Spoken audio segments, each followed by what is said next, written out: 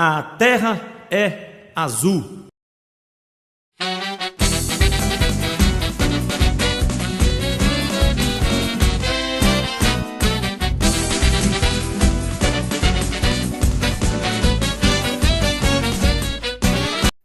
Olá, torcedor azulino! Seja muito bem-vindo, seja muito bem-vinda ao nosso podcast A Terra é Azul.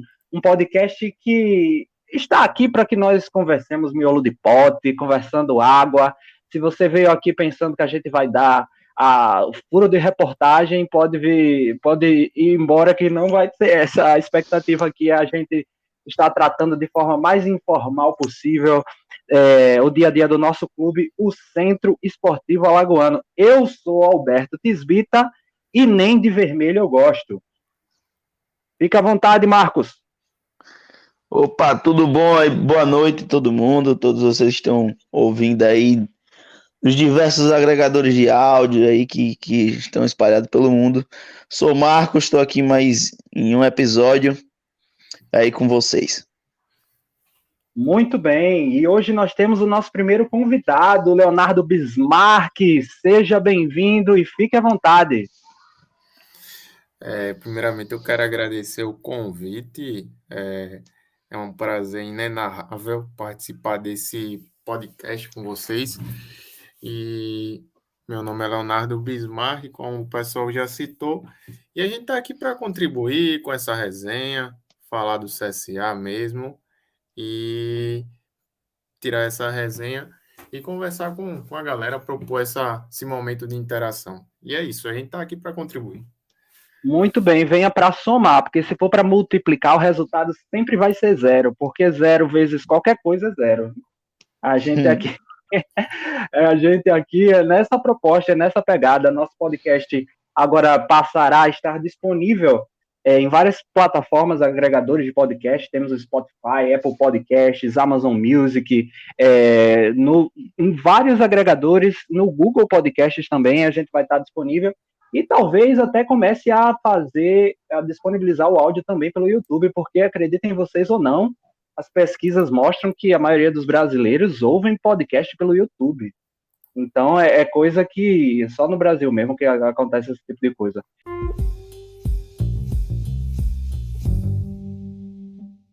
Mas vamos lá, vamos para a nossa pauta de hoje, porque temos muitos assuntos para tratar. Nós gravamos o último podcast na semana passada, ainda antes do jogo contra o América, pela Série C de 2023. Hoje é 4 de julho de 2023 e nós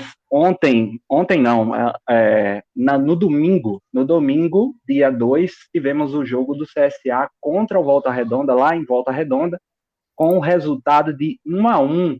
E eu quero começar puxando esse ponto, né? Qual foi o balanço dos 2 últimos jogos que houve desde a nossa última gravação para cá? Nós tivemos a derrota em casa contra o América de Natal e esse empate contra o Volta Redonda fora de casa. Você, Marcos, que estava no trapichão no jogo contra o América, qual foi tua impressão e o que é que você sentiu nessa partida?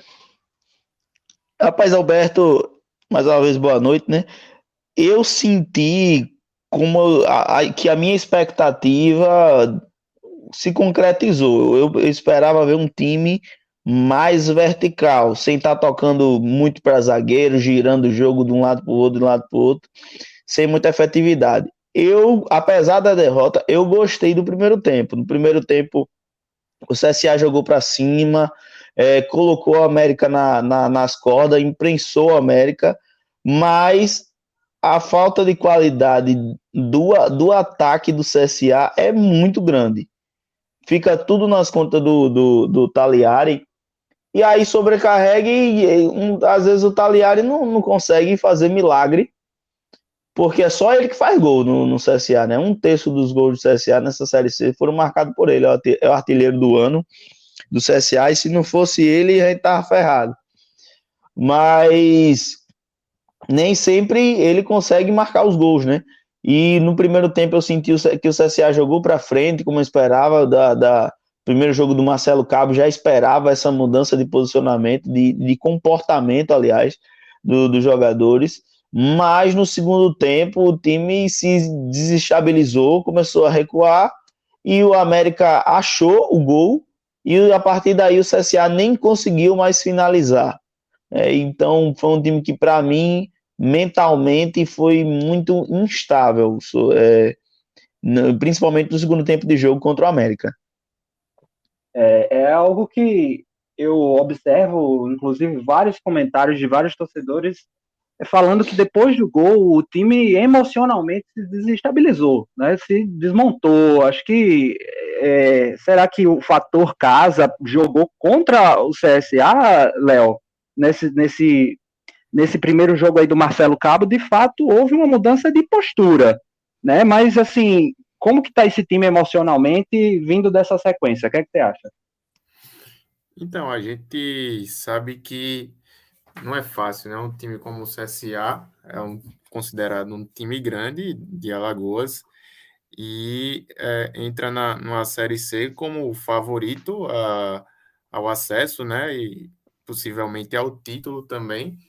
E passar por esse momento difícil, é, e a gente sabe que a torcida do CSA ela cobra bastante, né? É uma torcida que ela cobra o resultado, então esse resultado não está vindo. Então, esse lado emocional, esse lado do psicológico dos jogadores pesa muito. E o Marcos comentando, eu lembrei até do Abel Ferreira, né? E o Abel Ferreira, ele mexe muito, né, com o mental dos seus jogadores, então a gente percebe que quando o Palmeiras ele toma um gol, o time ele não se desestabiliza, né? Mas é difícil isso isso é uma constância em todos os times, né? Então essa questão mental pesa muito, mas eu vejo que a torcida ela tem que abraçar o time, só que torcedor é movido a paixão, né? É movido a questão do resultado, quando o time não está bem, critica mesmo, mas a torcida tem que apoiar, tem que ajudar nesse momento difícil e dar força nesse momento, né? Porque o apoio da torcida vai contar muito para esse bem-estar, né, do jogador, para esse se sentir confiante, né? Acho que o jogador precisa se sentir confiante nesse momento difícil. A gente sabe que o Marcelo Cabo é um bom treinador, acredito que ele vai mexer também com esse emocional dos jogadores, vai dar uma chacoalhada, né? E daí, com o decorrer do tempo, saindo o resultado, acredito que essa questão mental tende a melhorar também dos jogadores, né? De fato. E aí, após esse jogo do América, o CSA viaja para o Rio de Janeiro, para a Volta Redonda, e empata o seu jogo contra o Volta Redonda, né? É um jogo que eu confesso que, por raiva da plataforma que detém os direitos de transmissão, eu assisti Eu assisti o primeiro tempo todo por meios ilícitos, diga-se de passagem. Que é isso, meu jovem? Porque não existe aquilo, é para você poder assistir o jogo pelaquela plataforma. Vou citar o nome aqui, que eu sei que ninguém vai ouvir, não vai me processar. Aquela plataforma Nosso Futebol. É difícil porque você precisa ser assinante sei lá, da Sky ou do Claro TV ou alguma coisa assim para poder contratar, porque eles não têm um aplicativo por fora e é muito difícil a transmissão da Série C, viu? Eu faço questão, quando eu posso, de estar incentivando até financeiramente. Eu sei que muito do dinheiro que é movimentado no futebol vem a partir desses direitos de transmissão. Então, eu faço minha parte quando tenho condições e assino, como assinei no ano passado o Premier para assistir o CSA na Série B. Mas essa Série C, essa transmissão é de baixíssima qualidade e ainda tem esse fator de restrição, né? Então, confesso aqui que por meios pouco convencionais, eu assisti o primeiro tempo da partida e vi que era uma chuva de cartão amarelo. Os jogadores, especialmente do CSA, vinham em cada entrada, assim, de modo assim, que parecia que não tinha árbitro em campo, parecia que ninguém estava vendo. E eu dizia para minha esposa, era assistindo e dizendo para minha esposa, esse jogo aí vai dar merda, vai ter confusão, vai ter expulsão, vai ter alguma coisa, dito e feito. Começa o segundo tempo e logo poucos minutos, 6 minutos, eu acredito, já é expulso o Marcial, um dos reforços, inclusive, já comete faltas em sequência e já é expulso, prejudicando o esquema, o que o Marcelo Cabo tinha planejado para o jogo. Eu imagino que tinha na planilha dele a estreia do Rainer também, mas não foi possível devido a essas circunstâncias de jogo. Vocês assistiram esse jogo contra o Volta Redonda? Eu fiquei espantado com o nível das faltas. Eu não sei se isso foi alguma orientação, olha, nós temos que demonstrar muita garra, então não tem medo de fazer falta. Não sei se foi isso, mas eu senti o time assim entrando além da conta, né, não?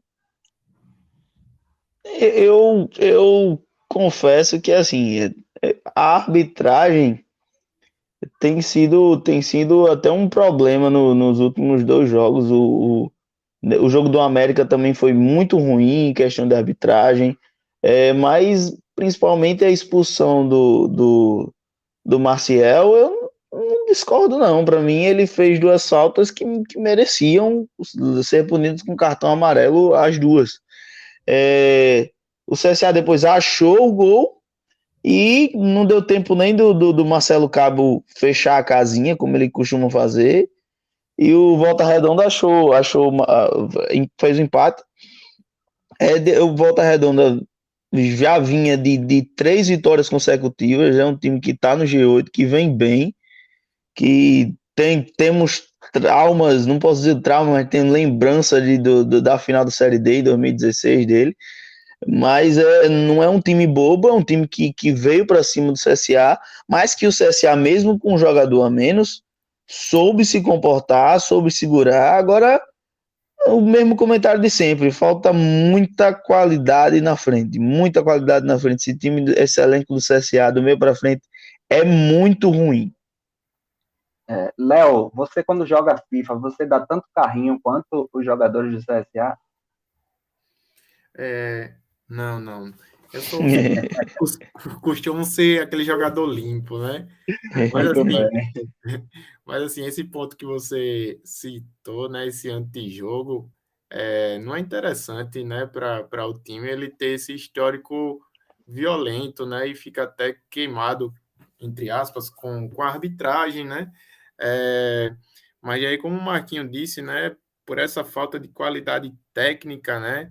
Na frente, acaba que isso vai sobrecarregando o setor defensivo e parte para essa questão do antijogo, né? Então, eu vejo que o CSA estava olhando os melhores momentos, fez até um bom jogo, só que a partir do momento que você vai jogar com um a menos, é bem complicado, né? Porque tem que mexer no sistema do time, tem que tirar um atacante, coloca um zagueiro e os caras têm que correr por outro, né? Então, fica mais difícil ainda.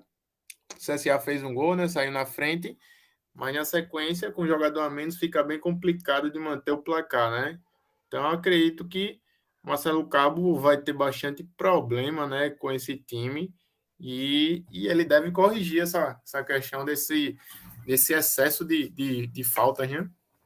É verdade. E falando de arbitragem, eu olhava para o árbitro careca como eu, quem não me conhece também, estou completamente desprovido de cabelos, decidi abraçar a genética, e aquele árbitro eu pensei, será que é aquele que parece o Van Diesel? Aí eu fui olhar, não, era aquele que parece a Múmia. Mas sabe aquele filme, primeiro filme da Múmia, não tem aquele careca lá que, sei lá o nome dele, que é a própria Múmia, né, o carecão lá, o árbitro é a cara da Múmia. E eu acredito que ele respondeu ao nível do que estava sendo apresentado no jogo. Para mim, o resultado dentro de campo, pelas condições do jogo, com um a menos, e vendo que o CSA mudou de postura, o resultado não foi ruim. Um pontinho conquistado fora de casa. O problema é a sequência, né? Se o CSA tivesse vencido o América, ninguém estaria reclamando ou achando ruim esse empate contra o Volta Redonda, não é verdade? Isso. E é como o Mark falou, o do CSA não tem como comparar, né? Mas como o Mark falou, do mental do Abel Ferreira, ele sabe colocar os jogadores nos eixos. Vários jogos de Libertadores, Palmeiras com um a menos, até dois jogadores a menos, já viu o Palmeiras jogar de boa. Agora, o CSA, a qualidade é muito inferior. E um ponto, dadas as circunstâncias de pegar um time que estava vindo embalado, que jogou com um a mais, fora de casa, para mim não foi ruim. Agora, é como você mesmo citou, a sequência foi muito mal. Pegou o vice-lanterna, empatou em casa, né? Pegou o lanterna, empatou o jogo. Pegou o vice-lanterna, perdeu o jogo. Então, se espera mais do CSA. O CSA precisa começar a vencer, precisa voltar a vencer e precisa, para ter essa confiança, e precisa marcar gols. O CSA faz pouquíssimos gols, é um dos piores ataques da Série C. Exatamente. E por falar em melhoria, tendo sido trocado o comando técnico, agora é reforços. Não adianta você trocar o barman e não dar a ele os insumos necessários para ele fazer os coquetéis lá, sem álcool, tá, Marcos? Os coquetéis. Sim, porque não se faz uma limonada sem limão, entendeu? Não se faz. Então, a gente espera, e eu volto a bater na tecla, o que eu falei no episódio anterior. Para mim, o Kaminski é muito mais responsável por essa situação que o CSA está passando do que era o Vinícius Bergantin. Porque contratação, a gente espera, todo mundo vê que precisa de contratação, e quem a diretoria traz, Maciel, que foi o que foi expulso no jogo contra o Volta Redonda, e Rainer, que nem chegou a estrear, talvez pelas condições do jogo CSA com um a menos. E não sei se esses seriam os nomes assim que o CSA está precisando, óbvio, não tem como a gente saber qual vai ser a postura. Inclusive, eu diria até que o Marcial fez um primeiro tempo bom contra o Volta Redonda, mas o que esperar desses jogadores, dessas contratações, era isso que o CSA estava precisando no momento, porque o que eu via o Rafael Tenório falando é que não adianta contratar por contratar, a gente tem que contratar aquele jogador que vai chegar e vai resolver. Eu acho que já passou o timing disso aí, já passou o timing, e tá falando de janela, como se a Série C tivesse janela. A janela, muito pelo contrário, a abertura da janela agora, eu entendo que prejudica, porque os jogadores que poderiam vir livremente para a Série C agora vão ser disputados pelas séries A e B. O que é que você achou dessas contratações, Mark? Então, realmente, eu acho que as contratações deixaram muito a desejar, mas também, se a gente for olhar o mercado, ele tá muito fechado, e depois desse sistema de SAF, a inflação subiu bastante, então acredito que é um dos grandes desafios para o Rafael Tenório. Mas daí é como você mencionou, né? Não adianta você trocar treinador.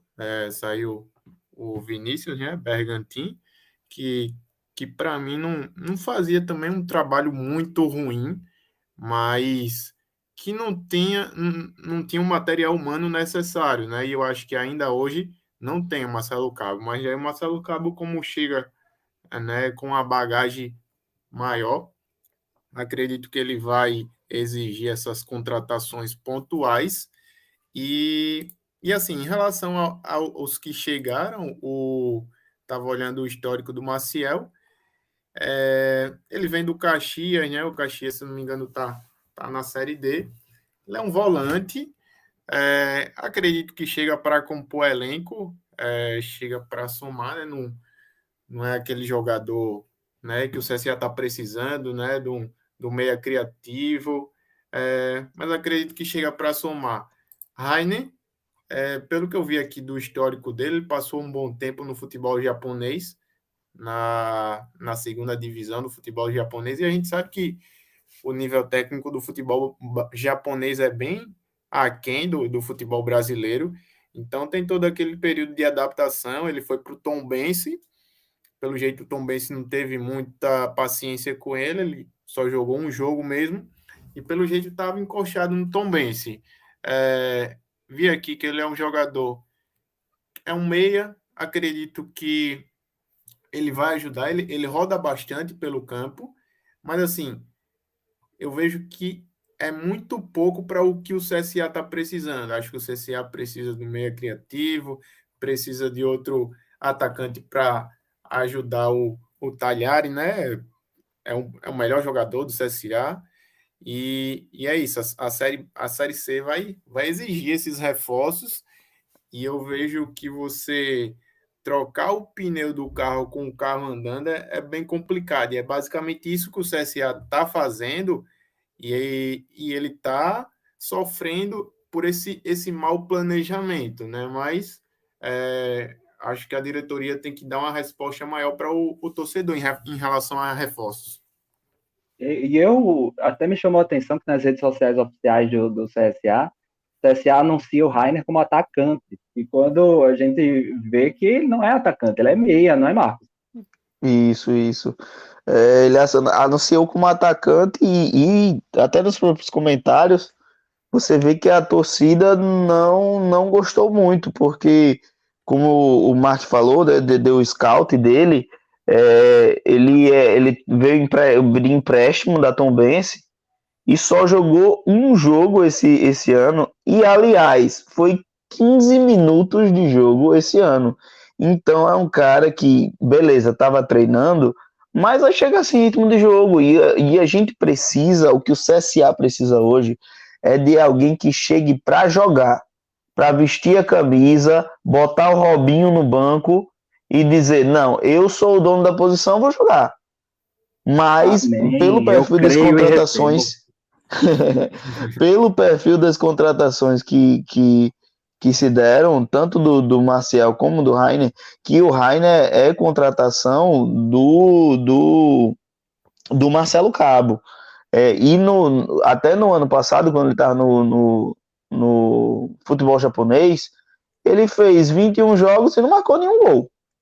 Então é um cara que nem atacante é meia, e foi anunciado como atacante e que não faz gol. Então é um cara que eu tenho minhas dúvidas de que vai chegar e vai jogar bem no CSA. Vale citar. Pode falar. E olha que no futebol japonês eles jogam de olho fechado.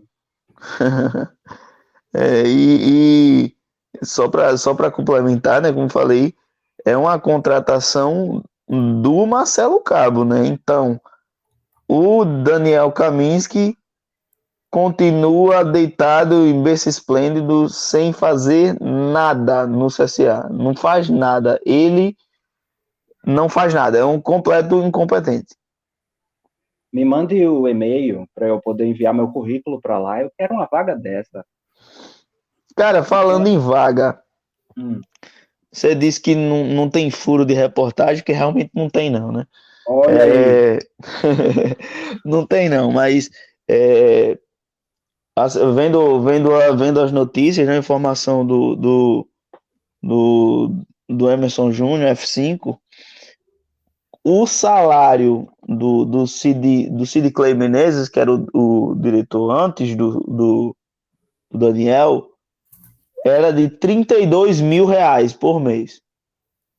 O senhor Daniel Kaminski, dada a grande qualidade dele, recebe R$18 mil por mês para ir para o CT, porque eu acho que é só o que ele faz, R$18 mil para ir para o CT.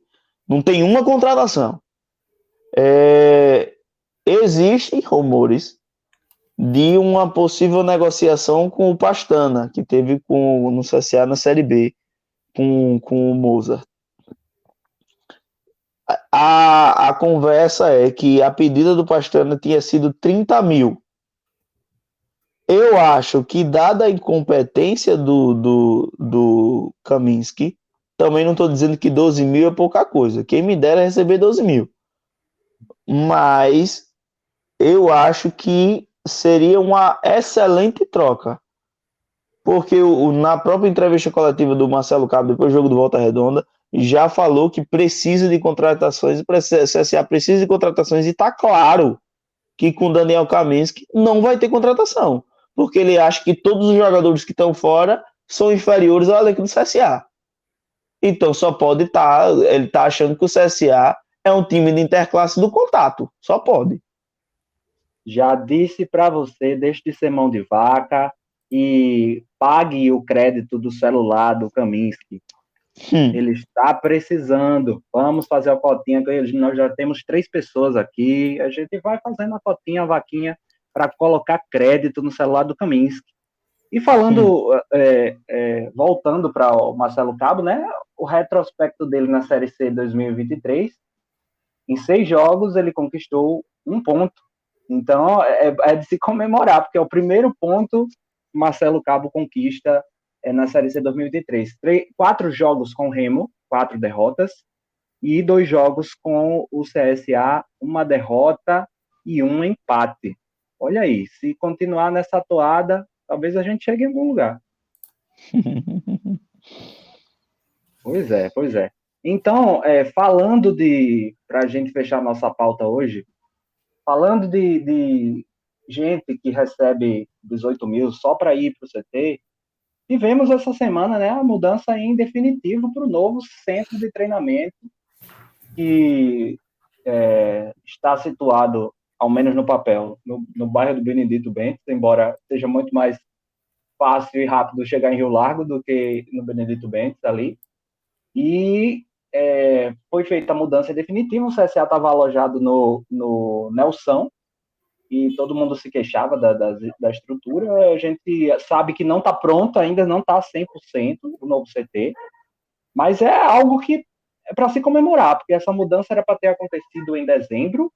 Nós estamos em julho, ou seja, 6 meses de atraso, aí, entrando no 7º mês de atraso, e finalmente está acontecendo. Pelo menos os campos, ao que a gente sabe, os campos estão prontos, né? Isso, falta toda a estrutura de apoio. O que é que vocês têm apurado aí? Olha, eu citei aqui as fontes, Marcos cita aí os seus contatos, né? Eu quero anunciar que todos os podcasts esportivos têm patrocínio da alguma Bet, né?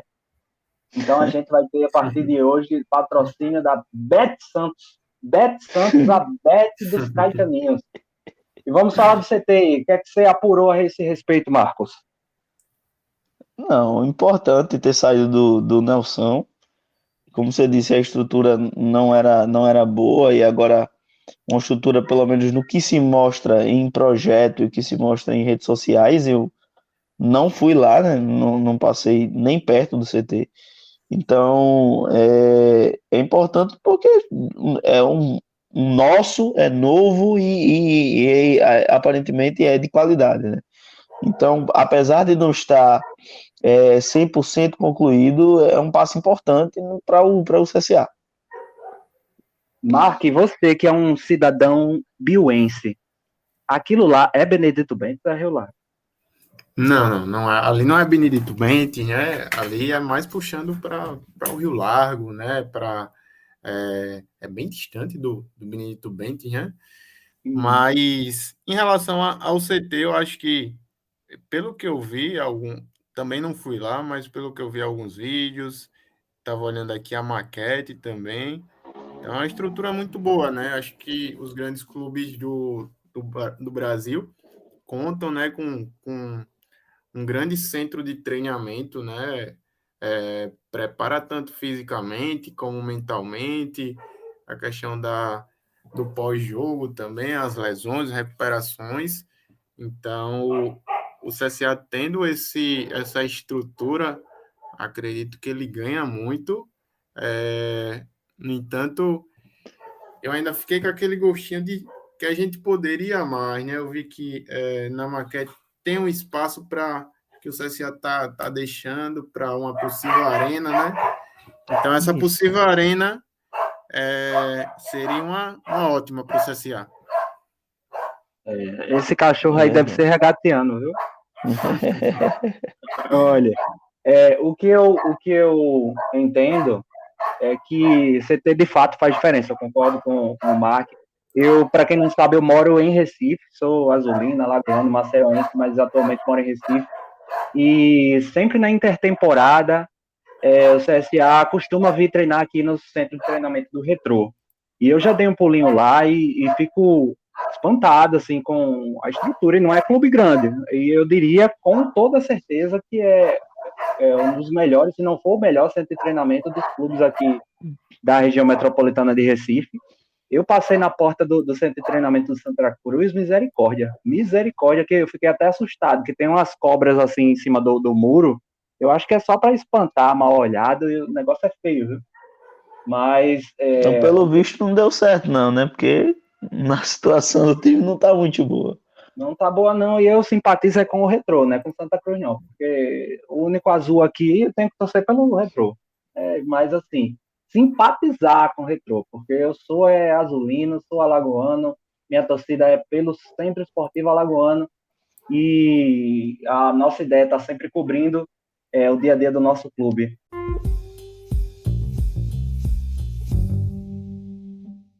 Então, essa foi a nossa pauta de hoje. Quero agradecer imensamente ao nosso convidado, Leonardo Bismarck. Você ganhou aqui vários pontos a mais só por ter falado inenarrável no começo. Foi algo que eu registrei e que com certeza você estará aqui com a gente mais vezes. Então, eu que agradeço, pessoal, a participação. Foi muito bom conversar com vocês sobre o CSA, né? Sobre o time do coração da gente, de Alagoas, né? Não está nas melhores situações que a gente esperava, mas a gente vai torcendo, vai lutando e vai comentando também, né? Vai resenhando sobre o maior de Alagoas, né? Tem que respeitar, né? Mesmo nessa situação. Mas é isso, a gente está à disposição. Sempre que precisar, pode contar comigo, que a gente está aqui para contribuir. E gostei muito do projeto de vocês. Confesso que vou estar sempre acompanhando esse podcast de vocês. É um podcast bem natural, né? Uma resenha muito boa a respeito do CSA, e acredito que quem só tende a ganhar é o torcedor alagoano, né? Com certeza, com certeza. Inclusive, uma informação aqui que eu deixei passar nessa nossa última pauta, o CSA está para receber 5 milhões, né, da Liga Forte Futebol, de acordo com informações, falas aí do Rafael Tenório, vai todo para o CT. Acho que vai ser positivo, né, não, Marcos? Suas palavras finais. Mas o CT não já tá com o dinheiro certo? Ou vai dizer que o Omar desviou 5 milhões do CT? Enfim, né? É de se questionar. Inclusive, falando sobre Rafael Tenório, sobre maravilha! Sobre dinheiro antes, a diferença tá havendo hoje. Você vê o que é uma queda para uma série C. Você falou aí de 3 milhões, ou foi 5? 5 milhões. 5 milhões, o CRB tá para receber 43 milhões de reais. Então, a diferença gigante, culpa de uma administração ruim e de brigas de caciques que levou o CSA para a Série C. Inclusive, já existem também muitos burburinhos de brigas na diretoria do CSA, do CSA com Miriam. Então, o bicho está pegando aí e Deus o livre aí, esse time do CSA, se não vier boas contratações aí, não é nem brigar para subir. Eu acho que nem se classifica no G8, se desembestar aí para brigas aí na diretoria de novo, do jeito que tá. Exatamente. É isso aí. Um abraço aí para você, Alberto. Um abraço aí, Mark. Sempre um prazerzão estar com vocês. Isso, é isso. E situação do momento na Série C, CSA está a 3 pontos da zona de rebaixamento e a 2 pontos da zona de classificação, o G8. Então vamos torcer aí. Próximo jogo será o jogo contra o Figueirense, lá em Santa Catarina, e estaremos ligados, estaremos monitorando, porque a terra é azul!